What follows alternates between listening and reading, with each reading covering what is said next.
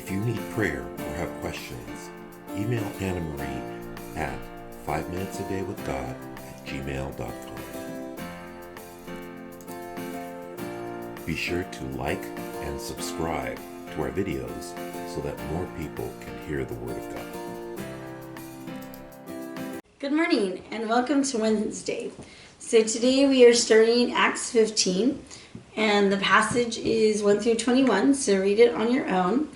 And it's the council at Jerusalem. So this is what you need to know. Here's what's going on. So the Antioch Christians, where the church was going great and is growing, and there was a good mix of Jewish people, Jewish Christians, and Gentile Christians. And they were growing and it was flourishing. And then here's some troublemakers come from Judea, and they come and they see these Gentiles mixing with these Jews. And I don't know how quite they know this about them, but they were saying these Gentiles aren't circumcised, and this is wrong. They need to be circumcised to follow God. And so here's the issue here. Is circumcision, is it a requirement for salvation, or is it just a sign and a mark that the Jewish people took to distinguish themselves?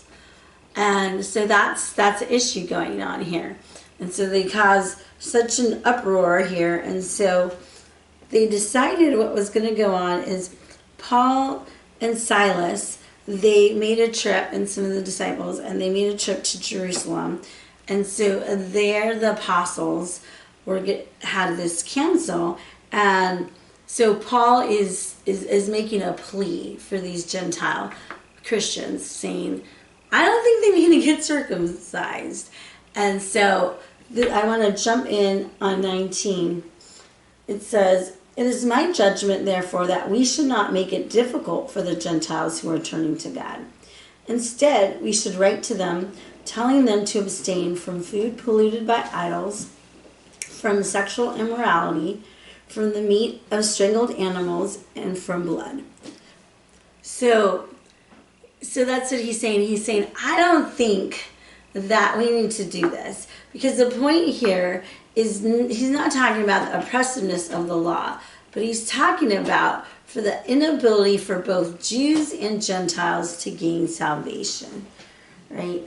He's saying that is not how salvation comes from, right? They don't need to keep the law of Moses and become circumcised. And so what I love here, we'll see it also in the next passage, he's like, let the main thing be the main thing, right? It's following God. It doesn't matter, you know, if you're circumcised or not circumcised. What it matters is to keep yourself pure from the world. It's keep yourself from sexual immorality, and sexual immorality was rampant, right? And so this was a big way that they can show that they're different. And then not to eat from the meat that was sacrificed to idols, because you're identifying, and eating that, you're identifying with that idol, right? You're saying, oh, I did this, I support this idol, so don't eat that meat and keep yourself pure. And he's like, this is the main thing, be the main thing, and the little things are not that important. So the takeaway for us is, do we let the main thing be the main thing, right? Are we also focused on legalistic things that have nothing really to do with salvation, right? Do we hold on to our legalism, or our religiosity, our culture of church, the way that we might insist, like everybody who becomes Christians needs to go to a church where they sing hymns, or they only read a certain Bible, right? If you read, you know, a paraphrased Bible, that's not good, or NLT or something like that, or you have to dress a certain way. We talked about that not too long ago. You have to come to church a certain way, or you're not really a good Christian, or you have to go to a church with liturgy, or you don't go to a church that doesn't have liturgy, right? Or you go to a church that, that this is important.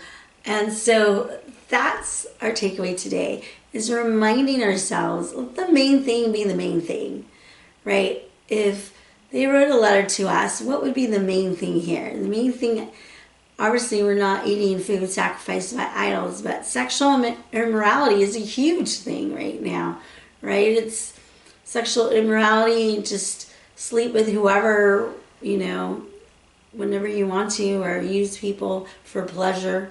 And so I think keeping us pure is a huge thing that sets us apart. So what else would you say would be the main thing? I'm interested to hearing what you think. You can leave your comments below. But what would you think is our main thing? Maybe loving those who are different than us. Maybe being kind, reaching out to those who are under service, to the poor, to the houseless. Could those be our main things in living out our faith in where we live right now? So think about it. I would love to hear from you.